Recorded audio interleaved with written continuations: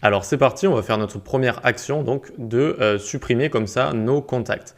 Et donc ici je vous rappelle dans liste, eh bien on avait passé dans contact, ici on devait cliquer sur un bouton qui faisait une référence à une fonction, à un props qui faisait ensuite référence ici et qui faisait enfin référence à cette méthode. Ok, je vous laisse imaginer le bazar si on a vraiment 5, 10, 15 couches et du coup plein de composants. Ça devient très vite n'importe quoi. Donc ici dans notre liste, hop, on peut déjà enlever notre méthode ici qui permettait de supprimer. On peut enlever cette référence ici. Hop, c'est déjà beaucoup plus propre. Et on va dans contact et donc cette méthode supprime contact, on va enlever ce qu'il y a dedans. Par contre, on va la garder, d'accord, parce qu'on a quand même besoin d'avoir une référence quand on va cliquer sur les boutons. Donc maintenant, on va aller dans le contexte. Et donc ici, on va créer un réduceur. Un réduceur, c'est ce qui va contenir nos actions, c'est-à-dire par exemple ici, supprimer un contact. Donc pour créer notre réduceur, on fait const réduceur est égal, ça va prendre state et action du coup en paramètre.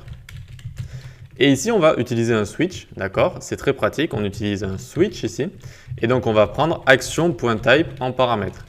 Et dans ce switch, eh bien, on va créer nos différents types d'actions. Case delete contact. Donc par convention, on écrit comme ça en majuscule et on met des espaces avec des underscores comme ça. Et donc quand on veut delete contact, qu'est-ce qu'on va faire? On va return contacts, d'accord? Contacts. Ça va être égal à state.context.filter. On va filtrer tout ça, d'accord? Donc on va faire comme on avait vu, on va filtrer finalement ce sur quoi on n'aura pas cliqué. Donc comment on fait? Hop, valeur courante, on l'appelle contact. Ça aussi, on peut l'appeler comme on veut, mais bon, on va l'appeler contact. Et donc ici, on va faire contact.id, strictement différent de action.payload.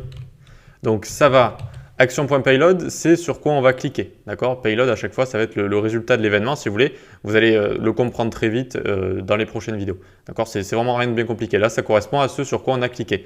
Donc on va filtrer et on va garder seulement ce qui est différent que sur ce quoi on a cliqué. D'accord? Les ID différents de celui sur lequel on a cliqué. On va filtrer ça. Ok, c'est bon pour ça?